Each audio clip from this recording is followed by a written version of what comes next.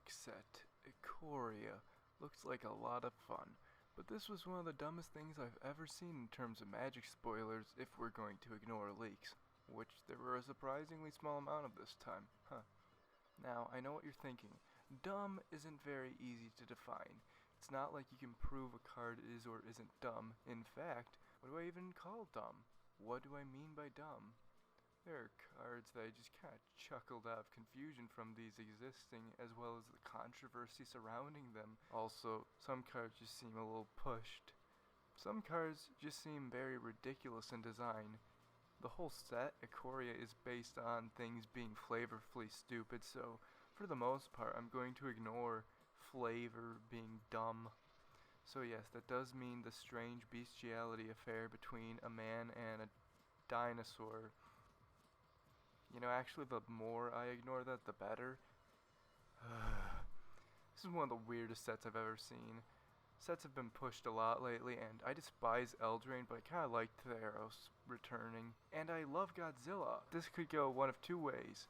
It could do nothing, or it could be Combo Winter all over again. I don't think it'll do nothing or be Combo Winter all over again. It's probably gonna be in the middle, so I lied about saying there was only gonna be two things. I'm experienced enough with the game to know that a lot of these cards that seem broken really aren't, but I don't know everything. I do know which ones made me just drop my jaw to the floor when I saw it.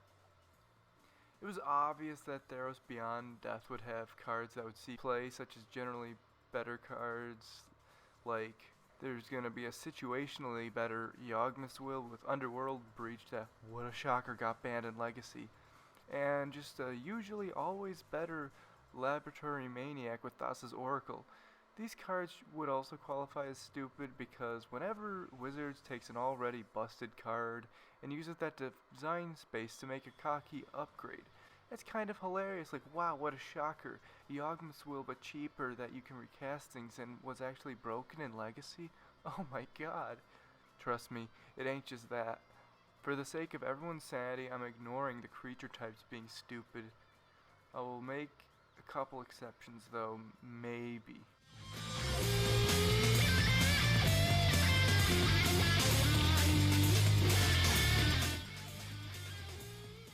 Draneth Magistrate. You know, honestly, this is a good card to be printed given that companions are existing now. It's a very good countermeasure against the practically uncounterable creature type. I mean, literally, you can counter them. But there doesn't seem to be a practical way to deal with partners and the fact that someone will always have an extra card in hand. This will at least take a card from their hand, which will be the removal card, if nothing else. That being said, if they say they want to support the commander format more, why would they make a card that doesn't let any opponent cast their commander? That's very strange. Like, what? Why would you do that? I mean, you have to remove it before you can even cast your commander? That's so annoying. What if you don't have, removal spells in hand? What if the person playing this isn't a hate bear strategy, so they won't let you play anything, let alone your commander? So you're just, like, people complain about Iona. This locks away everyone's commander, and except, the dickhead playing it. Still though, I think it's a very important card for Eternal formats and Standard and Pioneer, so I at least appreciate it for that. But still, what a dumb decision if you're gonna, promote Commander more, like you said.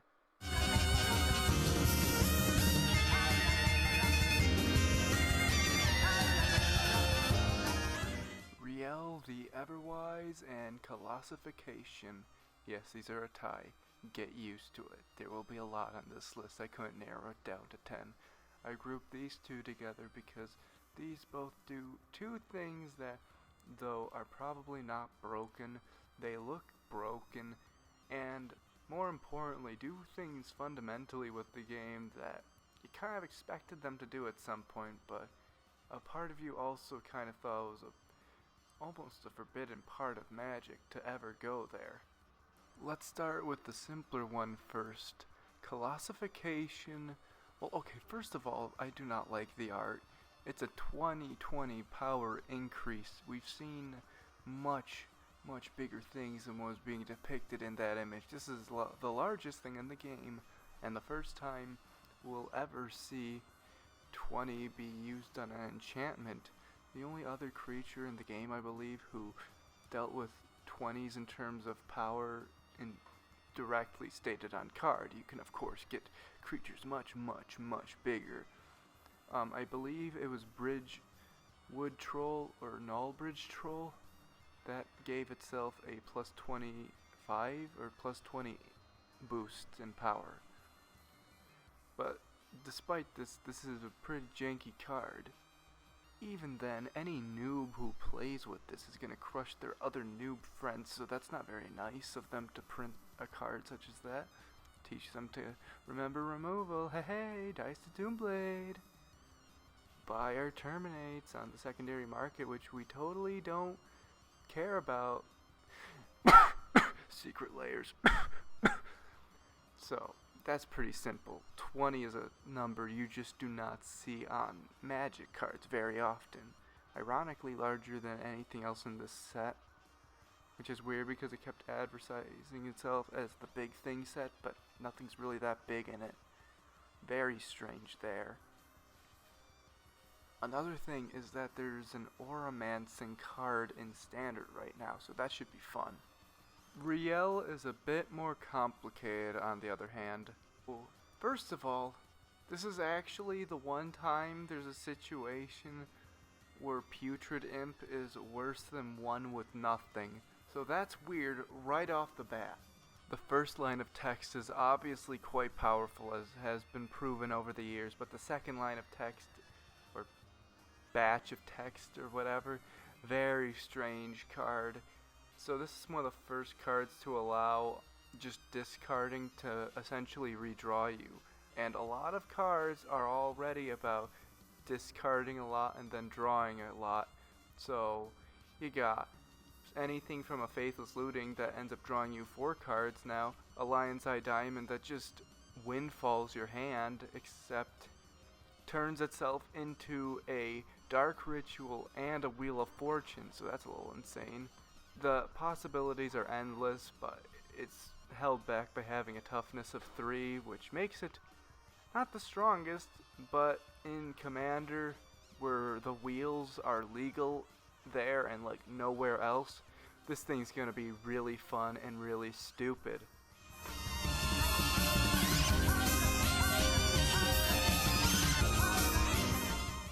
The following cards are the ones that I feel like are the most likely to see a lot of play.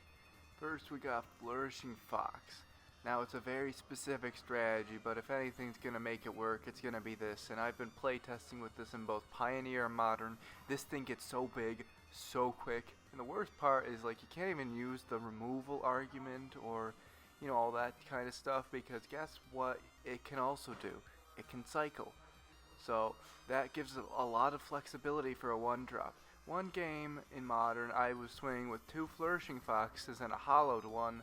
Both of the Flourishing Foxes were 6/6s. This was on turn 3. This thing is going somewhere. This little guy, and Pioneer, he's just consistently brutal with the hollowed ones. Hollowed one's the best friend of Flourishing Fox because of the kind of decks you put him in. In Modern, he's just hilarious. You get Street Wraith, you have Edge of Autumn, and you have that really tough to pronounce land. It's such a nasty deck. It's very... I bet someone competitive can make something out of it, and I'm planning on doing a deck tech with this little guy soon. Speaking of guys I'm going to do a deck tech with, Sprite also known Dragon. As Storm Chaser Mage, if you didn't have only one chance to kill your opponents with this little dude. This guy is insane in Pioneer. I'm not going to spoil the little tricks, but there's some fun tricks you can do with this guy, but he's just so dumb just looking at. He's so obvious that you can just do these crazy things with him. Just let's be happy that Cataxian Probe is now banned. And This thing, the haste is important, the flying is important. Every part of this card is brutal and efficient. It is the embodiment of a competitive card. It's really just, that's all it is. It's Storm Chaser Mage already had a lot of play, and this thing's gonna see even more play, probably, except that, Oko's dominating Legacy, because fuck Oko. But for the next one, this explanation for why this guy is dumb and competitive is much more obvious. Ever heard of Living End? If you don't, look it up. That's all I need to say about this thing. Just, of course, gonna see play in Living End. Meanwhile, I've been playtesting with Fiend Artisan, and it's surprisingly similar to the Flourishing Fox in terms of what decks you put it in. First of all, this usually ends up playing alongside Hollow One. You usually end up discarding a lot of cards, and the fun part, well, first of all, really high stats, and the fact that they staple on a birthing pod-esque effect, pretty interesting. It's a self-propelling motion machine, though you don't want to focus on that unless the game goes on long, which just adds to the flexibility. Speaking of flexibility, we can be very thankful that Kaladesh gave us Fatal Push, because this entire section just proves that Lightning Bolt is not going to cut it. In this one, you can actually cycle 3 different cards in Modern in response to probably make sure their Lightning Bolt was a frickin' waste. You can just play a Fairy Macabre or a Street Wraith, just have their discard activated abilities and just make the Lightning Bolt useless. That's very useful, and that's very good. Also, once again, Hollow One. It plays good with Hollow One. This also plays good in another deck I'm making with Pelt Collector, but I'll talk about both of those at some point as well.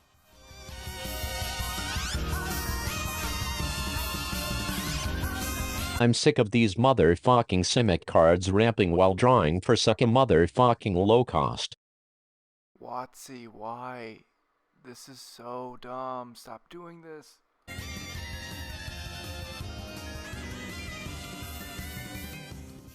The previous cards were normal. Every set has some weirdos. You got some overpowered Simic cards. You got some really competitive cards. You got some cards that really hurt the format. They're saying they're trying to help. All that stuff. It's like what you'd expect. You got some push mythics, but here's where it gets weird. Companion. We'll talk more about the specifics of Companion a little bit later down the line, but I'm going to focus on these two in particular because these are the most likely to become competitive, and thus one of the first cards banned in Magic, potentially, in Vintage, for power levels, not for Shahrazad, or I'm going to rip my Chaos Orb apart reasons, but because they're just really, really, really scary, because the thing is with Companion, it's just an extra card in your hand. I don't get why people kept doubting that. It's such a fundamentally broken thing. We've seen it be broken with Partner, we've seen it be broken with Eminence, and now we're putting it in competitive formats. It's just a scary idea. Additionally, these two guys have pretty lax conditions to achieve with regards to, playing the game, so you just have a free extra card in your hand. Lurrus in particular is already being played in Eternal formats. I didn't even know there were any tournaments for them yet. It's already, dominating Vintage, apparently. That's insane and scary because he'd have to be banned instead of, restricted, because restrictions do nothing. I don't get what Watsy was thinking with the Companion mechanic, because they were acting so proud, everyone would like it, and, the first thing they reveal is, just to prove that they're being kind of tone deaf is, hey, Commander players, wouldn't you like this otter that will go in literally every red and blue deck ever? We even broke the rules just to force in this mechanic, and I kind of respect the Commander Rules Committee for saying, fuck it, we're preemptively banning it, because that card, it doesn't matter how strong a card is, if there is no opportunity cost to put in a deck, there's no reason not to put it in a deck, and that's what happened. But, once again, we'll get to that when we get to that. Lutri is just, it's already seeing play in Death Chat. There's, no reason to not put Lutri in decks. Lutri just kind of accidentally works, and the ability is quite strong. Meanwhile, Zerda is a combo piece you can get from the sideboard, and it also has a very easy to achieve little set of guidelines. I accidentally just happened to have, hell, even in a deck with no there's a deck, if you have no non-land permanents, just put Zirda in it. It's that easy. You can put Zirda in cycling decks and combo decks, just so easy. And it's got a strong ability generally. It's a solid card. But I have to give credit where credit is due. This is a very good mechanic for Pioneer because Thoughtseize is far too strong for that format, and it doesn't even really stop combo decks very well, because the combo decks are the ones playing Thoughtseize, so having a weapon that Thoughtseize just cannot deal with, it's actually rather nice. You can probably make an entire deck of anti-Thoughtseize cards now, but it's really tough to do given, it's turn 1. Still, though, these things are something to look out for, and if they see play, they'll be bannably powerful, because you just slot them in, you can't deal with them, oh, what are you gonna do, Thoughtseize? No, you can't, bitch. It's really just insane how flexible these guys are.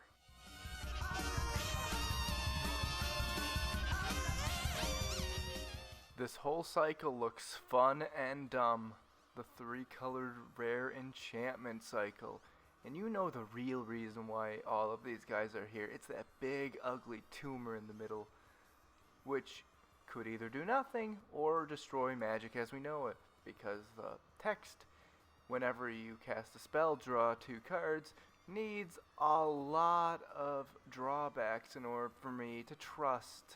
Especially since discarding your hand has been proven over the past couple years, especially with Companion getting a boost from Lion's Eye Diamond. That keeps popping up. That's gonna get better too. Also, thanks to the Jeskai, as well as the Teamer enchantment, I'm very happy that Gataxian Probe is banned. To be fair, all I could get with Song of Creation is a turn 2 winning Legacy deck that only wins turn 2 some of the time, which in Legacy is not good when you dump your hand. Usually what happens is, congrats, you've made the billionth turn 2 win combo deck ever, but it gets Force of Willed, so you just cry and grab your ankles and weep. But every line of text on that card is relevant to a deck, no matter combo or not. A lot of decks like graveyards, every deck likes lands, every deck likes drawing extra cards. It's really simple. Drawing 2 cards can't not be broken at 4 mana in terms of every spell. So many ways it seems like it's breakable, but I grab the other enchantments because they're pretty good and dumb too. It's just, the Mardu one is dumb because of course the Mardu one is marginally worse than the others. It's the most expensive, and yet you just get a 1/1 copy of something in the graveyard. It's like a really bad Gyrus, so that's kind of just dumb in terms of how much weaker it is than the rest, because those colors, they're not Simic, so WotC doesn't like die Mardu, die Boros, die. At least Boros got some good rep in this set as seen with Zirda, but Winota can just play your entire deck in a couple turns.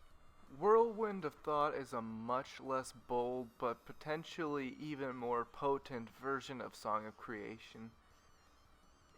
If you want to go for a safe deck, Whirlwind of Thought seems really good.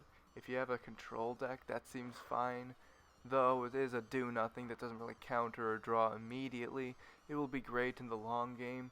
And for even for Storm decks, if you want a reliable Storm that you just don't lose your hand at the end if someone Flusterstorms it, Whirlwind of Thought also might be the thing for you.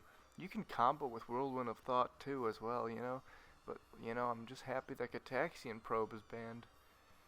Death's Oasis and Titan's Nest have the exact, their art looks equally bland and terrible, so that's kind of dumb. I'm just kidding, they're not that bad. Death's Oasis is just dumb because, God, it's so complicated. But, you can make it work out. I'm sure you can turn it into some really convoluted combo that's almost like a really complicated version of Tortured Existence where you can draw life on the side. I like the self-milling effect. All of these cards do look fun at least. Except for maybe Whirlwind of Thought and Song of Creation, depending if you put them in a just I win combo deck. Titan's Nest, it gives everything Delve. It costs a lot to begin with, but it's a really fun card, and I think people are overrating it. I I've seen cards where they give something a really overpowered mechanic, but the thing they miss about the original mechanic is it was overpowered because, you know, you could Ancestral Recall, not you could pay 4 mana and then Ancestral Recall, you know what I mean? Besides, Graveyard as a source you can only really use once with Delve, so you better make it count, or you can use it a couple times, for sure. But you're not gonna, unless you just mill out like 24 cards immediately, which Dredge can do, you probably won't, like, you know, just spam Ancestral Recalls one after another with this, or do anything terribly broken. And once again, it can't get X spells, so that's a fun thing that I'm kind of disappointed with. Either way, these all are dumb in a different way, but Song of Creation's really dumb, let's be honest.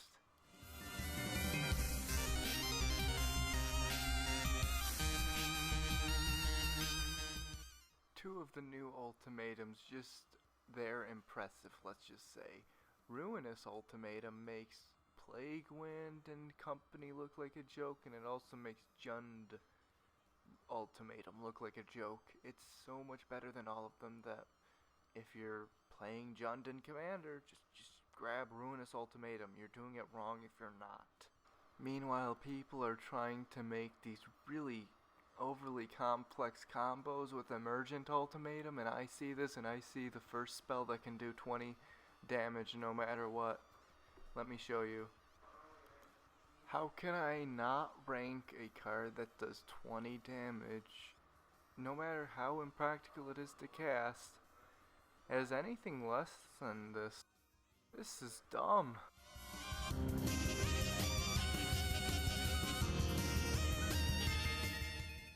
You know, some may say I'm cheating on this, and they'd be correct.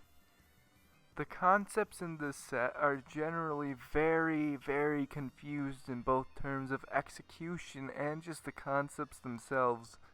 Let's start with Mutate. Mutate should have been genius, but they screwed up by not having the mutations increase power at all. The whole concept of the set is a set of a bunch of these big beasts, and that's what they ended up trying to portray. But then everything is kind of medium to small. And it would have been a genius idea to make a set where like everything is big but not screw up the curve. Instead you have this overcomplicated mess where articles and articles had to explain away the mutate mechanics, and this kind of screws up the flavor of the set. Speaking of screwing up the flavor, Godzilla cards. I love Godzilla. These buildings do not fit. This is just jarring to have intellectual property in this game, and it's really, really weird seeing these just completely unflavorfully faithful cards. As a Godzilla fan, I'm disappointed with how weak the creatures represented are, and as a Magic fan, I'm disappointed by how weird this all feels within the game and how they're alternate arts, except Zilortha, which is the only art, but it's technically an alternate art of art that doesn't exist. What? Meanwhile, Companion just frickin'... that just is proof that Wizards is disregarding what the people want, and just... even their own rules committee for Commander wants. Like, there was no communication with Lutri. The entire concept has already broken the game twice, and we're going to talk more about Companion right now.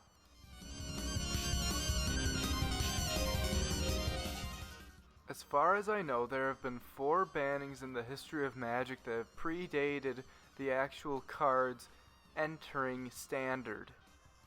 2 of them were in the past month. Both of them are companions. And in addition to this, Lutri is an otter. That's embarrassing. We have a so Mind's Desire and Memory Jar are up there with an otter. Okay.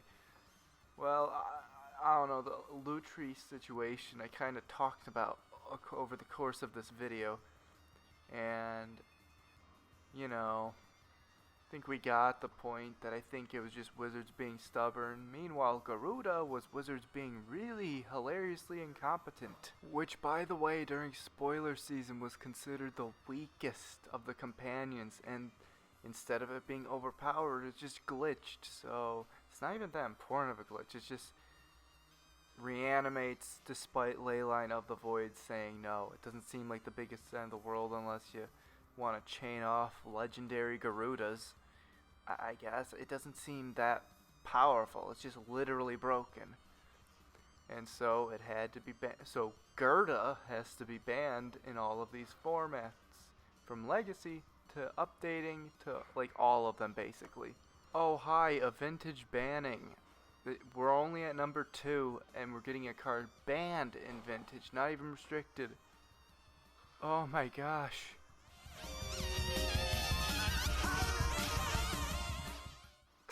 Statement on Space Godzilla. We live in such a weird culture where we have a serious apology essay on Space Godzilla, and I already know people who have, died from the coronavirus.